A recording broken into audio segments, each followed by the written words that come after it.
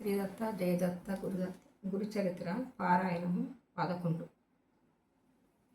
ఈ 12 అధ్యాయాలలో దత్తాత్రేయ స్వామి యొక్క రెండవ కలియుగ అవతారమైన శ్రీ నృసింహ సరస్వతి స్వామి యొక్క వృత్తాంతం ఉంటుంది.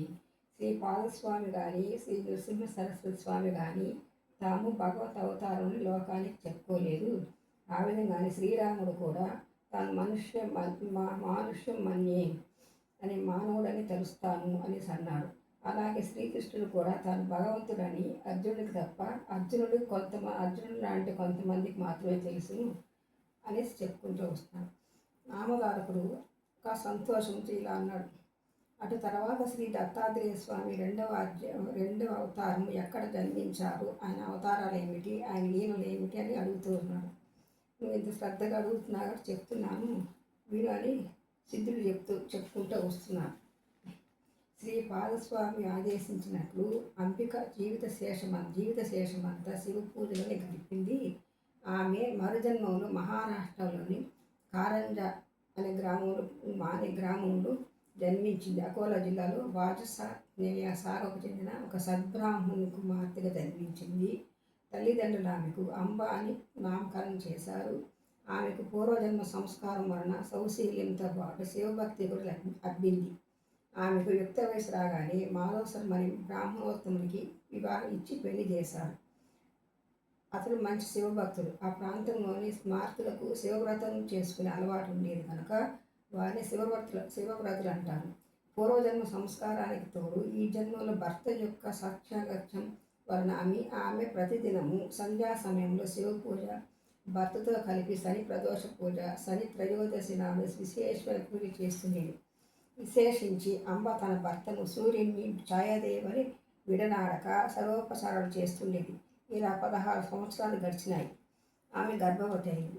మాధవ శర్మ సకాలంలో కార్యక్రమాలను పూర్తి చేసుకొని నెలలు నిండిన తర్వాత మహామహిన్వితమైన ఒక శుభలగ్నంలో ఆమెకు ఒక మగబిడ్డ కలిగాడు. నామధారక ఆ పిల్లవాడు పుట్టగానే అందరి పిల్లల వల్ల ఏడవలేదు సరికదా, స్పష్టంగా ప్రణవం ఉచ్చరించారు. అది విన్నవారు ఆశ్చర్యపోయారు. జ్యోతిష్ విద్వాంసులు అతని జాతకం చూసి, మాధవ శర్మ, నీ భాగ్యం పండింది. ఈ శిశువు సాక్షాత్ భగవంతుడే. ఇతడు మన వల్ల గృహస్థాపం స్వీకరించడు. చిన్న వయసులోనే సన్యాసం స్వీకరించి జగద్గురువు అవుతాడు. ఇతని చరణాలు ధ్యానించిన భక్తులకు కామధేను అవుతాడు. ఇతని దర్శనం చేతని పతితులను పావనులు అవుతారు. ఇతనిని కన్నందువలన మీకు కీర్తి ప్రతిష్టలు దివ్య సుఖాలు లభిస్తాయి అని దైవజ్ఞులు చెప్పారు. మాధవ శర్మ విద్వాంసులను ఘనంగా దక్షిణ తాంబూలాలతో సత్కరించారు. వారు సెలవు తీసుకుంటూ, మాధవ శర్మ, ఈ బాలునికి శ్రీ సిద్ధులు ధ్యాసం చేస్తాయి, నవనిధులు పరిచారకులు అవుతారు అని ఆశీర్వదించారు.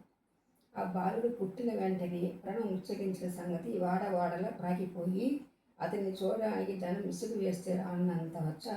పిల్లవానికి దృష్టి దోషం తగులుతుందేమో అని ఆమె రక్షాబంధన కట్టింది. తల్లి అతని ఉప్పు, మిరియాలు, ఎండు మిరపకాయలు, వేపాకులతో దృష్టి తీసివేసింది. ఒక శుభముహూర్తంలో ఆ పిల్లవానికి సాలగ్రామదేవ అని పేరు పెట్టారు.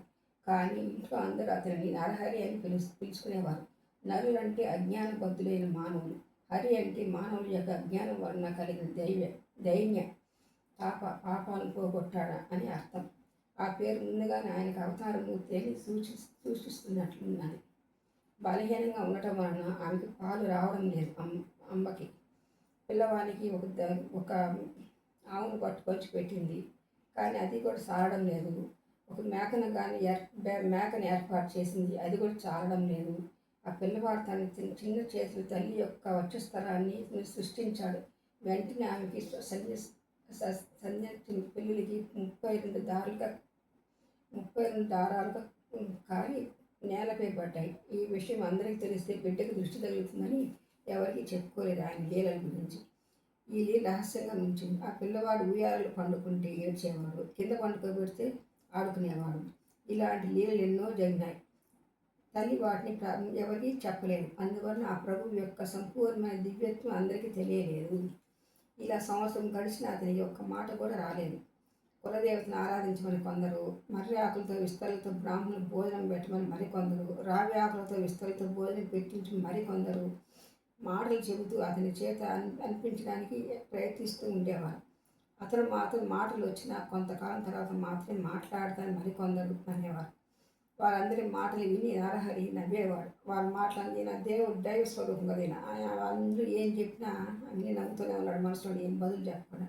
ఎవరేమనుకుంటే అని ఎవరేమడిగా ఓం అనేవాడు. ఓం పదం ఒకటే వస్తుందంటే వేరేం రాదంట. ఓం అన్నది అతని సమాధానం. ఆ సంగతి విని కొందరు పెద్దలు ఇతడు మన మాటలు వినగలుగుతున్నాడు కనుక ఇతడు చెవిటివాడైతే కాదు, సృష్టమవుతున్నది, మోగవాడైతే అసలు కాదు, ఓం అనడం సాధ్యం కాదు, అతను మాటలు వచ్చి కూడా ఎందుకో మాట్లాడడం లేదు అని కొందరు తల్లికి ధైర్యం చెప్పేవాళ్ళు. ఆమె ఎవరేది చెప్పినా చేసేది, అదల్లా చేసేది. తమ కులదైవమైన దత్తాత్రేయ స్వామికి ప్రత్యేక పూజలు చేసేది. ఇలా నరహరికి 7వ సంవత్సరం వచ్చింది. 7 సంవత్సరాలు రాగానే కానీ అతని మాటలు మటుకు లేదు. మారుడు మూగవాడవుతాడని తల్లిదండ్రులు ఎంతో బాధపడినారు. ఒకనాడు అంబ అతని పరిస్థితిని కంట తడిపెట్టింది. అది చూసి నరహరి సైగలతో ఆమెను వారించి ప్రక్కనే ఉన్న ఒక ఇనుగు వస్తువును తెప్పించి చేతితో త్రాకాడు. తక్షణమే అది బంగారంగా మారింది. ఆశ్చర్యంతో తల్లిదండ్రులు మరికొన్ని ఇనుప వస్తువులను అరచేతికి తాకించారు. అవి కూడా బంగారంగా మారాయి. తమ పిల్లవాడు సామాన్యుడు కాదని, ఆజన్మ సిద్ధుడని వారు గమనించారు. అయినప్పటికీ ఆ దంపతులతో అతడు మాట్లాడకపోవడం గురించి దిగులు పడుతూనే ఉన్నారు. అతడు వేదాధ్యయనము చేసి స్వధర్మాన్ని పాలించగలదన్నది మాధవ శర్మకున్న దిగులు. తల్లి ఒకరోజు అతనిని తక్కువ చేర్చుకుని కన్నీరు కారుస్తూ, నా కన్న తల్లి నీ మాటలు విని ఆనందించే భాగ్యం మాకు లేదా అన్నది. అది విని నరహరి నవ్వి తనకు ఉపనయనం చేస్తే మాట్లాడతా అని మొట్టమొదటిగా ఆమెతోనే మాట్లాడతా అని సైగల ద్వారా తెలిపాడు. ఆ సంగతి విని మాధవ శర్మ ఆశ్చర్యపడి అతనికి ఉపనయనం చేశాడు. ఒక శుభముహూర్తం నిర్ణయించి ఊరి వారందరినీ ఆహ్వానించాడు. గ్రామస్తులందరూ అతడి ఆశలు అడియాసై నలుగురితో తలవంపులుగా గురి అవుతాడని తలచారు. కొందరు పెద్దలు మాత్రం, అయ్యా, ఆ పిల్లవాడు గాయత్రి మంత్రం ఉచ్చరించగలిగితే మనకేమీ లేకపోతేమి, మనకు మాత్రం ముష్టాన్న భోజనం, ఘనంగా దక్షిణ తాంబూలాలు లభిస్తే కనుక ఈ ఉపనయన కార్యక్రమం జరుపుకోనివ్వండి అనేసి అన్నారు. అందరూ ఉపనయనానికి మాధవ శర్మ ఇంటికి సమావేశమయ్యారు. నరహరి మండపము మాతృభోజనం అయ్యాక జింకచరము పసుపు వస్త్రం ధరించాడు. చెవిలో గాయత్రి మంత్రం ఉపదేశించాడు. నరహరి ఆ మంత్రరాజాన్ని మనసులోనే జపించి దీక్ష తీసుకున్నాడు. తర్వాత అతడు తల్లికి నమస్కరించి ఆమెను భవతి భిక్షాందేహి అని భిక్షను కోరి మొట్టమొదటి ఆమెతోని మాట్లాడతానని తల్లికి తాను ఇచ్చిన మాట నిలబెట్టుకున్నాడు. తల్లి మొదటి భిక్ష ఇచ్చి ఉద్వేదం పఠించి ఆచారం పాటించి అనగానే నరహరి అగ్నిమీలే పురోహితం అని ప్రారంభించి ఋగ్వేదంలోని మొదటి మంత్రం చెప్పాడు. అంబ రెండవసారి భిక్ష ఇచ్చి యజుర్వేదం పఠించి ఆచారం పాటించి అనగానే నరహరి ఇష్పేత అని ప్రారంభించి యజుర్వేదంలోని మొదటి మంత్రం పఠించాడు. తల్లి మూడవసారి భిక్ష ఇచ్చి సామవేదం పఠించి ఆచారం పాటించి అనగా నరహరి అగ్నిహాయాహి అని ప్రారంభించి సామవేదంలోని మొదటి మంత్రం గానం చేశాడు. అది వినగానే తల్లిదండ్రుల ఆనందానికి, సభలోని వారి ఆశ్చర్యానికి అవధులు లేవు.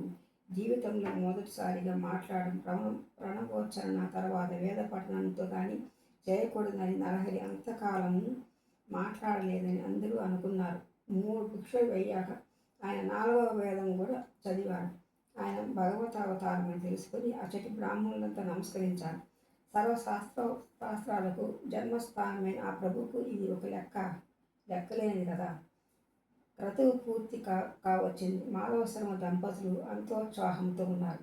నామని వలి భాషిస్తున్న ఆ నూతన బ్రహ్మచారి నరహరిని తల్లి ఆశీర్వదించి, నాయన ఇక నుంచి నీ భిక్షతోనే జీవించాలి సుమా అన్నది. వెంటనే అతడు తల్లికి నమస్కరించి, అమ్మ, నీ ఆజ్ఞ మేరకు నేను భిక్షునవుతాను. నేను సన్యాశ్రమం స్వీకరించడానికి అనుమతించండి అని తండ్రి వైపు కూడా తిరిగాడు. ఆ మాటలకు తల్లి నివ్వెరపోయి దుఃఖిస్తూ, నాయన, ఒకగానొక మగబిడ్డవు. నేను 16 సంవత్సరాలు ఎంతగానో ఎదురు చూసి ఎన్నో వ్రతాలు ఆచరించాక పుట్టావు. తర్వాత 7 సంవత్సరాలు నీవు మాట్లాడనే లేదు. ఇంతకాలానికి పరమేశ్వరుని కృప వలన నేను చేస్తున్న పూజలు వ్రతాలు ఫలించి ఈరోజు మొదటిసారిగా నీ మాటలు వినగలిగాను. అందుకు నేను సంతోషిస్తున్నా. నీవిలా అంటావేమిటి? అప్పుడే నీ ఇల్లు విడిచిపోతే ఇల్లు విడిచిపోతే మా గతి ఏమిటి? నీ గృహస్థానం బిడ్డలు కలిగాక సన్యాసించవచ్చు కదా అని బ్రతిమాలింది. అప్పుడు నరహరి తల్లిని కౌగిలించుకొని ఓదార్చి, అమ్మ, నా మాట విను, వివేకంతో ఆలోచించు, ఈ వ్యర్థమైన దుఃఖాన్ని తొలగించుకో. నేను ధర్మరక్షణ కోసం అవతరించాను. నేను నీకు ఇంకా 4 బిడ్డలు కలిగి ప్రేమతో మీ సేవ చేస్తారు. వెనకటి జన్మంలో నీవు నిష్ఠతో శంకరుని పూజించడం వలని నేను నీ గర్భాన్ని జన్మించాను అని చెప్పి ఆమె శిరస్సుపై తన చేతి నుంచి ఆశీర్వదించాడు. వెంటనే ఆమెకు తన పూర్వజన్మ స్మృతి కలిగింది. అతడు శ్రీపాద వల్లభుడుగా దర్శనమిచ్చాడు. వెంటనే ఆమె ఆనందంతో పరవశించి అతని పాదాలపై ఇలా అన్నది, స్వామి, పూర్వజన్మలో పుత్రవచైన నేను ఆత్మాహుతికి పాల్పడినప్పుడు రక్షించే శ్రీపాదుడు నీవే. బ్రహ్మాండాలన్నీ నీలోనే ఉన్నాయి. అట్టి నీవు నా గర్భాన్ని పుట్టినందువల్ల నా పితృవంశము కూడా పావనమయ్యాయి. అతడు ఆమెను లేవదీసి, అమ్మ, ఈ పూర్వ వృత్తాంతం వెల్లడి చేయవద్దు. నీకు ఒక రహస్యం చెబుతాను, గుప్తంగా ఉంచు. నేను సంసారం గంటాన్ని సన్యాసిని. నేను చేయవలసి తీర్చాటం మొదలుకొని కార్యాలు ఎన్నో ఉన్నాయి. అవి నేను ప్రకటించిన వీలు లేనివి, రహస్యమైనవి. ఈ కర్తవ్యం నాకు తప్పదు కనుక నేను ఇంట్లో ఉండ వీలు పడదు. కనుక నీవు అనుమతి ప్రసాదించు. నీవు అనుమతిస్తే నేను బయలుదేరుతాను అనేసి అన్నాడు. శ్రీ దత్త, జయ దత్త, గురుదత్త.